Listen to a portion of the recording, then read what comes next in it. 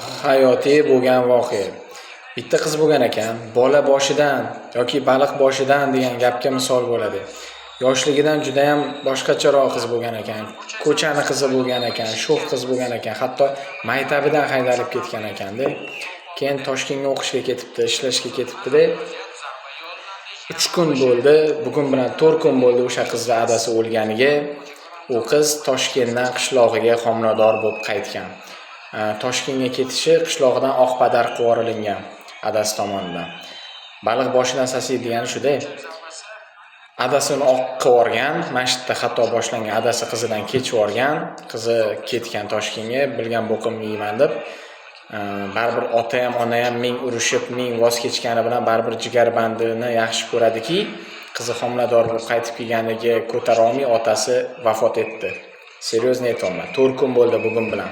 Kecha 3 kun bo'ldi. O'shaning uchun bolanglarga hushyor qaranglar, jahl qilib turib ularni